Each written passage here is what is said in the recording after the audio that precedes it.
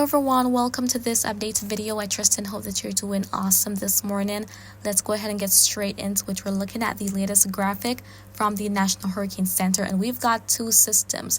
One, which is highlighted in red, signifying a high chance of development, and we have another area highlighted where we could see some development take place. So let's go ahead and get straight into it. This system here, which is affecting Central America, will be the main talk of the video. So in the latest outlook here this morning, it reads from the National Hurricane Center: a large area of disturbed weather is located over Central America, the Yucatan Peninsula of Mexico, and the adjacent waters of the northwestern Caribbean Sea and southern Gulf of Mexico. A broad area of low pressure is forecast to form from the system over the southwestern Gulf of Mexico later today or tonight.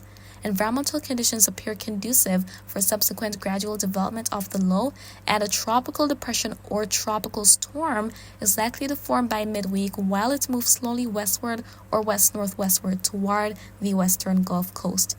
Regardless of development, several days of heavy rainfall are expected across portions of southern Mexico and Central America, and these rains are likely to cause life-threatening flooding and flash flooding. Locally, heavy rainfall is also expected to spread over portions of the northwestern coast of the Gulf of Mexico by the middle of the week. In addition, gale warnings have been issued for portions of the Gulf of Mexico, and more information on those warnings is available in the high seas forecast issued by the National Weather Service. Interests along the western and northwestern Gulf coasts should monitor the progress of this system. So the formation chance, it has been on the rise, now at a high 70% through the next 7 days and 60% through the next 48 hours. So we could certainly see a tropical depression or even tropical storm from Alberto come from this area here, which is marked. So there's been a lot of heavy rain ongoing in parts of Central America, and that's going to continue as we head through today. In addition, we've got that next area where we could see something try to get itself together later this week near the Bahamas and headed toward the southeastern states. However, regardless of that area developing, it's likely to bring with it a rainfall increase for some areas. Or area in the Gulf, that is going to be the main focus of this video. And this is what the satellite imagery was looking like earlier this morning. We can certainly see how active it is within the vicinity of Central America. Lots of thunderstorms, lots of heavy rain across parts of the region. And even in the northwestern Caribbean near Grand Cayman especially, there's definitely been some thunderstorms moving in.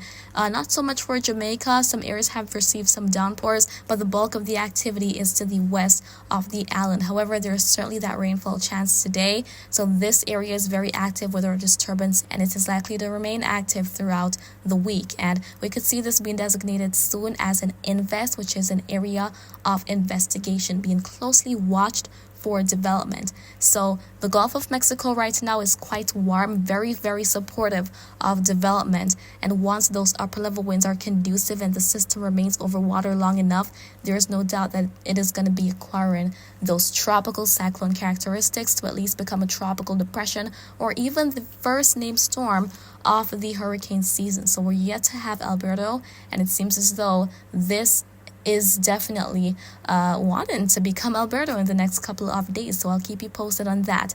But it's not so much about the name, but rather the impacts, regardless of it developing. There's going to be that continuous heavy rain over the course of the coming days. So again, that is going to be triggering those life-threatening flooding across parts of Central America, and even mudslides as well. That's also going to be possible as the system loiters around.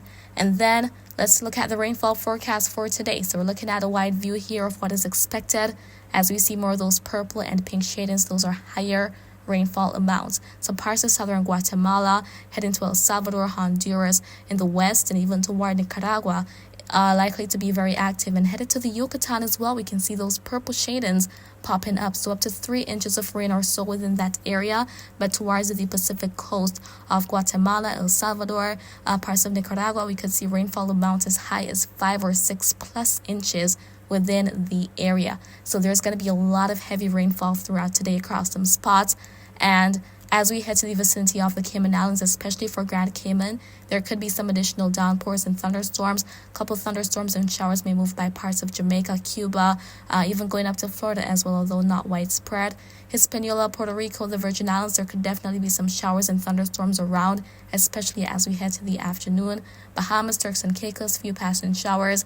Then as we head to the east, the Lesser Antilles, the rainfall chance would favor more of the southeastern islands such as Trinidad and Tobago. Even for Grenada, and there's an approaching tropical wave, so that is helping to enhance the rain in the area.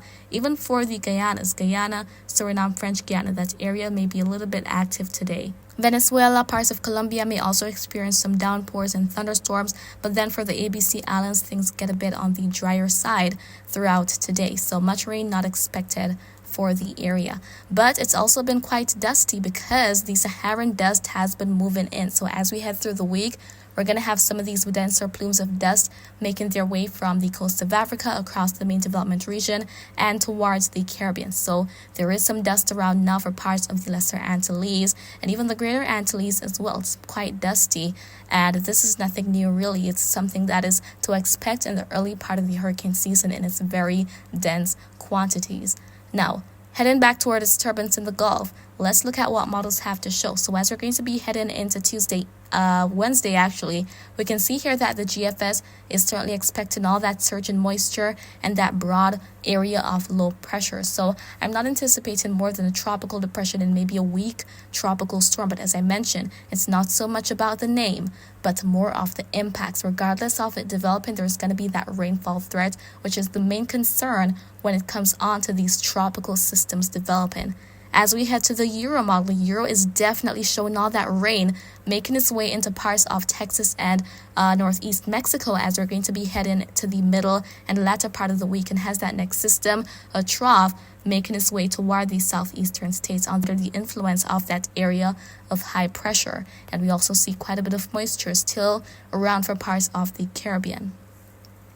The ICON model is in agreement, so we can see that there's some good model consensus in terms of that Gulf system developing, but it's kind of iffy right now for that other area of low pressure that is going to be drifting towards the southeastern United States. So that's going to be an area to watch, but as I said, the Gulf is our main area of concern for right now. So we could definitely see Alberto become of this area of disturbed weather right now.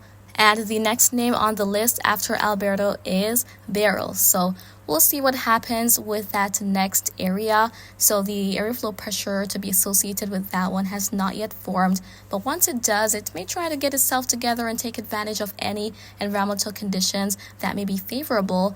So we'll see how that goes with it. But that is basically what I wanted to share with you guys in this update video for right now. So I'm going to keep you posted on what is happening with that Gulf disturbance. I'll probably make a second update sometime later this afternoon or so, depending on whether it is needed or any updates from the NHC. But I never leave you guys hanging. So if you have any questions, do feel free to leave them in the comments. I'll respond to you when I get the chance to do so. And remember to always be weatherwise.